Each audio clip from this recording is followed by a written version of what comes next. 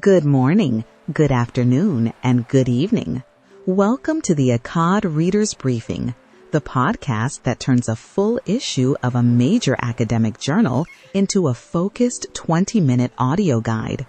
Today, we are exploring the August 2026 issue of Cognition. Volume 273 contains 19 full research articles with subjects ranging from face recognition, early numerical education, and rapid quantity estimation to language learning, reading eye movements, spatial reference, visual attention, working memory, motion prediction, numerical decisions in animals, and the perception of choreographic complexity. Although these studies cover very different areas, they return to one fundamental question: what determines human cognition? Is it shaped mainly by relatively stable internal representations or by the continuing interaction among experience, context, task goals, and decision processes? Across the issue, 5 major questions emerge. First, can differences in cross-race face recognition be explained entirely by the density of representations within perceptual face space? Greater experience with one category of faces may create more detailed and densely organized representations. But do attention, individual experience, and decision strategies also make an essential contribution? Second, how do humans develop an understanding of number? How do children learn the concept of zero, something that represents absence, while still functioning as a precise numerical value? How can people estimate numerosity in as little as 100 milliseconds? And when the same quantity is expressed through different symbols or notation systems, how does linguistic experience reshape numerical representation? Third, how do people reason about the competence of others when only limited evidence is available? Can a small number of successes or failures support a stable judgment about another person's ability? At the same time, why can egocentric patterns of cognition become stronger even when the language used to describe spatial relationships remains stable? Fourth, how do infants and adults learn and process language? How do they acquire phonotactic regularities and understand the meanings of quantifiers? And how does the brain respond to dependency length, second language prosody, and regressions during reading when earlier material must be reconsidered? Fifth, how flexible are perception, attention, memory, and judgment? How do implicit and explicit priors, temporal structure, contextual cues, body position, the competence of an interlocutor, differences between species, and choreographic organization alter what people perceive, remember, estimate, and judge? Taken together, the studies in this issue point toward one shared conclusion. Representational mechanisms matter, but they are only part of the story. Cross-race face recognition cannot necessarily be understood through representational density alone. Numerical judgment depends not only on quantity, but also on notation, language, and time pressure. Inferences about another person's ability change with the form of the evidence and the demands of the task. Language processing is not passive reception. It is a continuous process of prediction, checking, and reinterpretation. Perception, attention, and memory are likewise adjusted by the body, the environment, previous experience, and current goals. Human judgment is therefore not the fixed output of a single internal mechanism. What we perceive, understand, remember, and believe continually emerges from the interaction between mental representation and the situation in which cognition takes place. Next, we turn to the individual article briefings in this issue. Section 1. Social Memory and Recognition Risk. 1.1. differences between the perception and the recognition of cross-race faces. The classic cross-race effect received only partial support. Representational density in face space could not, by itself, explain cross-race recognition errors. Asian, Black, and White participants completed old versus new face recognition tasks, while separate samples judged the similarity of the same faces. In the online experiment, Asian participants recognized cross-race faces less accurately. In the local experiment, white participants recognized own-race faces more accurately, while self-reported cross-race contact offered no stable explanation. The similarity choice task produced psychological embeddings in which distinctive faces were generally easier to recognize. Yet, under some conditions, memory and similarity came apart. Cross-race faces were recognized less accurately without being judged more similar. The study therefore suggested that own-race and cross-race faces may involve different cognitive and perceptual processes, with real consequences for everyday social interaction, eyewitness identification, and the risk of wrongful conviction. Section 2. Number, Numerosity, and Early Education. 2.1. Training 0 in preschoolers, fast referential learning, slow relational integration. Preschool children quickly learn to map 0 onto an empty plate. The harder step was relational, understanding that there were 0 objects of a particular kind and then integrating 0 into the ordered number word list. The study tested children aged 3 to 5 who did not yet understand 0. Their mean age was 3.89 years. In the first stage, the researchers repeatedly paired an empty plate with 0, and most children formed the referential mapping in fewer than 10 trials. The second stage asked them to connect 0 with an empty quantity of a particular kind. Brief training did not improve comparisons such as 2 being more than 0. The findings supported a gradual progression. First, nothing there, then cardinal meaning, and finally the place of 0 within the ordered count list. Limited exposure explained part of the delay, but conceptual change was still necessary. 2.2. Decision-level processes in rapid numerosity estimation. Showing a dot array for 100 milliseconds and then masking it did not reduce rapid numerosity estimation to a single representational process. Instead, decision-level strategies such as comparison, partitioning, and mental counting systematically shaped estimates, response times, and variability. Participants relied on short-term visual memory to recognize, compare, count, sense, or partition and recombine the dots. 100 participants completed 200 trials each. Comparison accounted for 42% of all reports, rising to 57% for arrays above 20 dots. High and low reference values shifted estimates upwards and downwards, while equal partitioning reduced prime number responses. 92% of participants reported counting on at least one trial, at roughly 242 milliseconds per dot. Extending exposure from 100 to 600 milliseconds increased the mean exact range by 2.11 items. The authors therefore argued that formal models need to integrate non-symbolic representations, working memory, and decision-level processes. 2.3. Linguistic experiential priors account for notation-dependent numerical representations. The distributional histories of Arabic numerals and number words in natural language formed linguistic experiential priors that predicted behavior.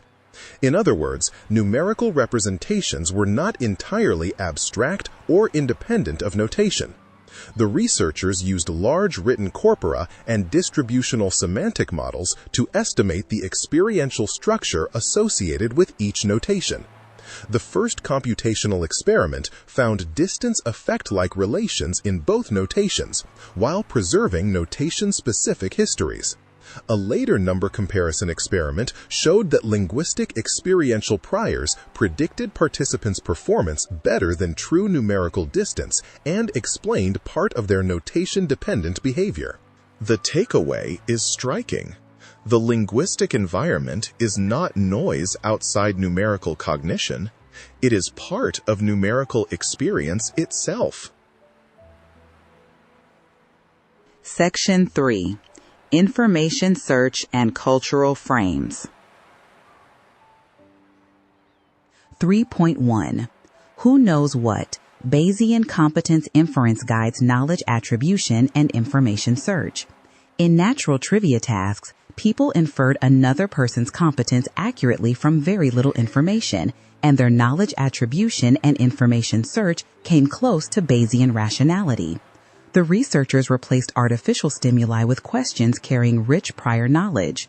In studies 1 and 2, participants saw how a person answered one question and predicted that person's performance on other questions from the same theme. They combined new evidence with prior expectations, and Bayesian models described their inferences better than several plausible heuristics. Study 3 asked which evidence would be most diagnostic of competence, and participants' choices again followed the same diagnostic principle. So, people did more than update competence judgments in a near rational way. They actively sought the most informative evidence. 3.2. Cognitive change without linguistic change, the rise of egocentric frames of reference in the Hayam. Over 2 decades, spatial cognition in the Hayam community shifted markedly towards egocentric frames of reference, even though spatial language remained predominantly geocentric. The researchers returned to the same Namibian village and compared contemporary data with records from the 1990s and 2005. In Study 1, 95% of trials in the Animals in a Row task used an egocentric direction or axis, while language in the director matcher task remained mainly geocentric. Study 2 directly replicated the earlier experiment and retested the original participants after 20 years. Contemporary children, as well as the original participants now tested as adults, produced egocentric responses that had not appeared in the earlier data. Schools, roads, cars, books, maps, photographs, and screens may have changed everyday spatial experience. The broader point is that language was neither the only nor necessarily the main force behind diversity in spatial cognition. Section 4. Language learning, syntax, and reading. 4.1. The acquisition of native language phonotactics, integrating insights from machine learning and adult and infant experiments. 5-month-old English learning infants were already sensitive to some native language phonotactic regularities. Yet that sensitivity could not be explained by learning only from unsegmented utterances or from words linked to reference. The researchers first used adult experiments to identify the clearest English contrasts in segment position and sequence restrictions. They then ran 3 infant experiments to test early sensitivity and used machine learning models to evaluate possible sources in the input. The adult findings set behavioral boundaries for the infant tests and model comparisons, while the infant results showed that some native constraints were already present by 5 months. Crucially, the models failed to recover those patterns from either candidate source, pointing to more complex input processing, word segmentation, or other learning mechanisms. 4.2. Neural correlates of dependency length processing during natural language comprehension.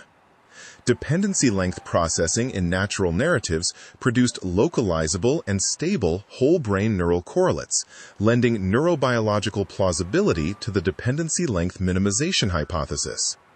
The researchers applied a 2-stage incremental syntactic parsing framework to functional magnetic resonance imaging data collected while participants listened to natural narratives.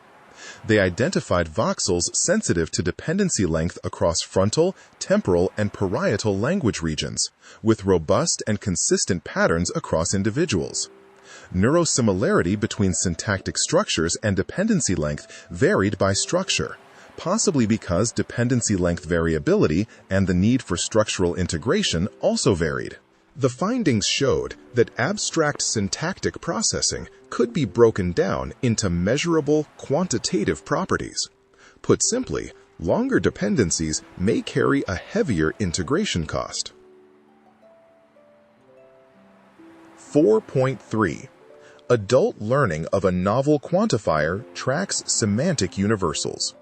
Quantifiers that satisfied semantic universals were generally easier to learn, suggesting that learnability may act as a filter through which meanings enter the lexicon.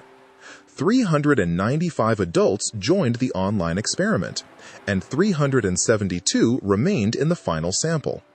Each participant learned one possible quantifier meaning for the new word glebe. The upward monotone meaning, at least 3, reached 81% accuracy and outperformed non-monotone meanings, although lack of convexity added no further penalty in the main analysis. Quantitative meanings were learned better than non-quantitative meanings. The conservative meaning, not all, reached 66.6% accuracy, compared with 52.5% for the non-conservative, not only. Most universal advantages remained after the researchers controlled for explicit mapping and implicit learning strategies, although the quantity effect was weaker. The result was clear. Monotonicity, quantity, and conservativity were not arbitrary constraints. Learnability worked alongside simplicity, communicative efficiency, and historical cultural transmission. 4.4. Facets of pitch sensitivity in second language prosody acquisition, roles of domain general and speech-specific individual differences. 123 Chinese learners of English showed substantial individual differences in pitch discrimination, pitch reproduction, and attention to pitch. Even after the researchers controlled for learning experience and overall second language proficiency, those differences explained a medium to large share of variation in English lexical stress identification. Participants completed non-speech tasks covering perceptual, cognitive, and motor processing of pitch and non-pitch information, together with a speech-specific cue weighting task. The findings showed that second language supersegmental learning depended not only on precise acoustic encoding, but also on reintegrating existing cues at domain general pre-categorical levels.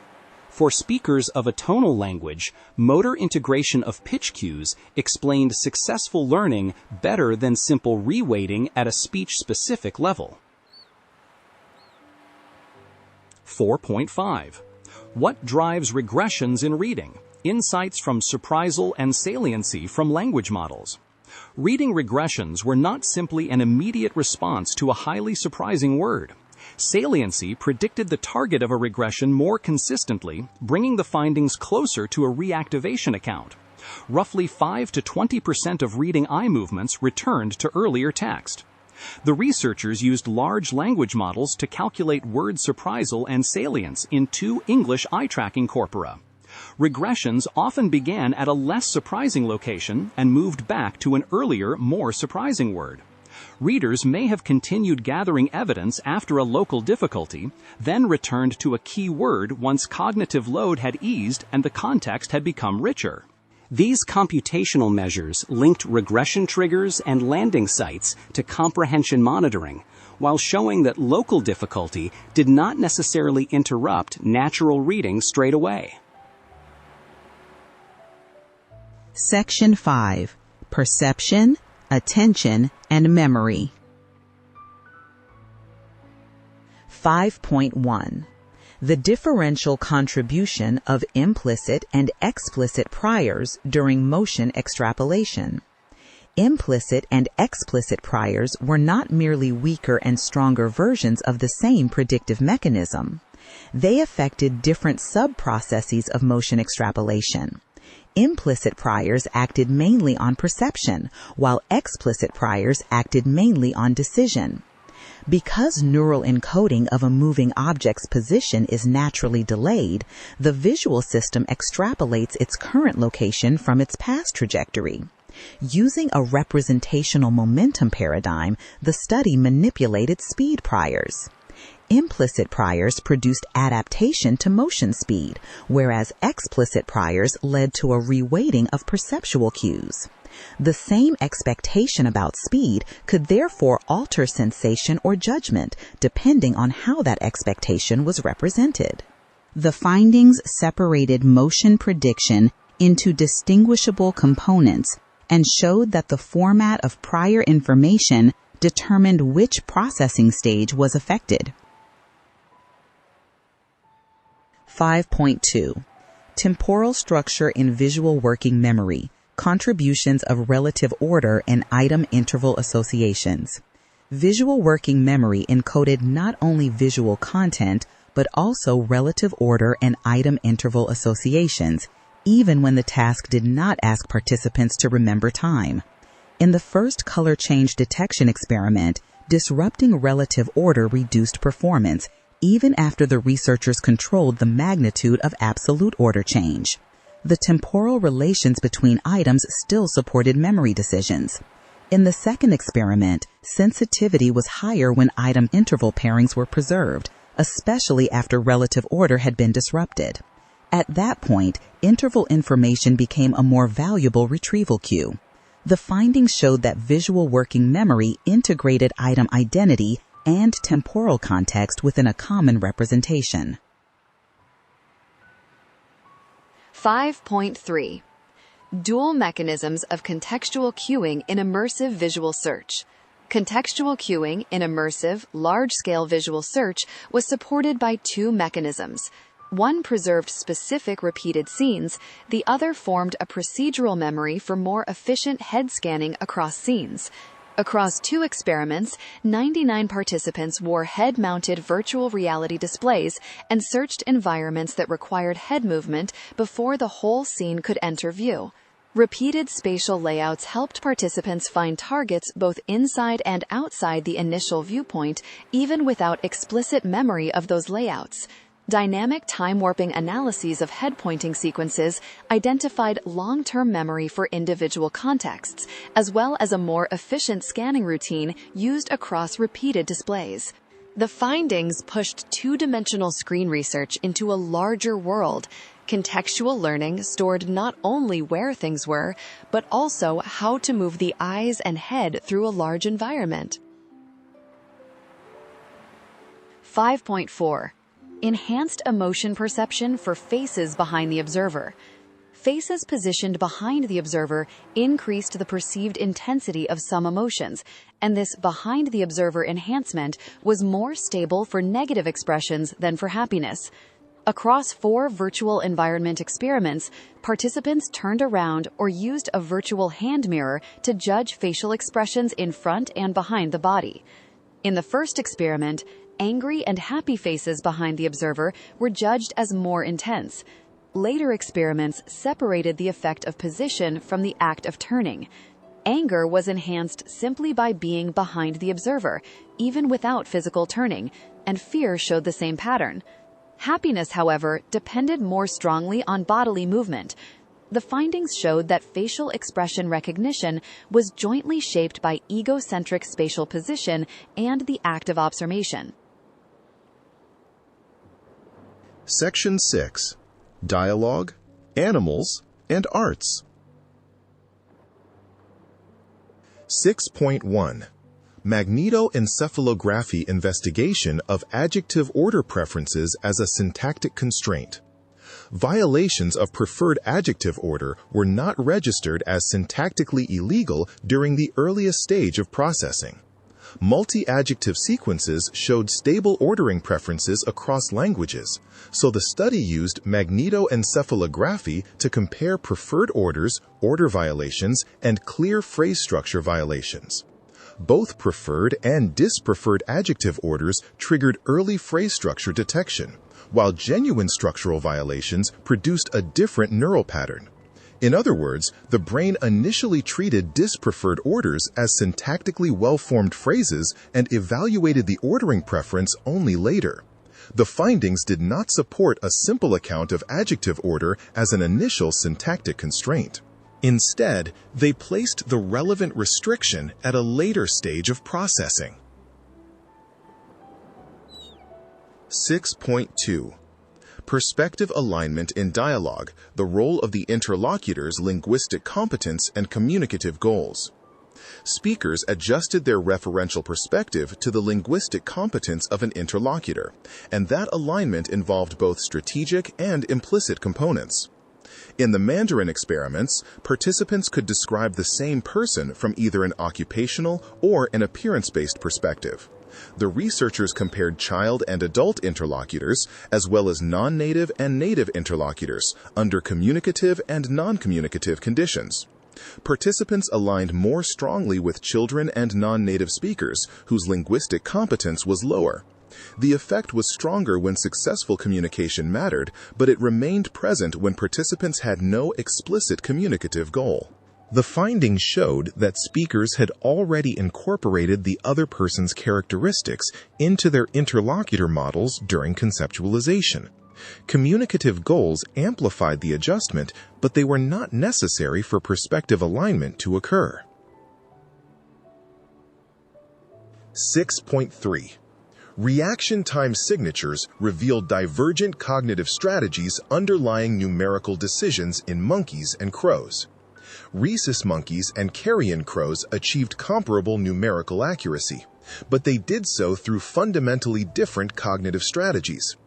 2 rhesus monkeys and 2 carrion crows completed an extended delayed match to numerosity task.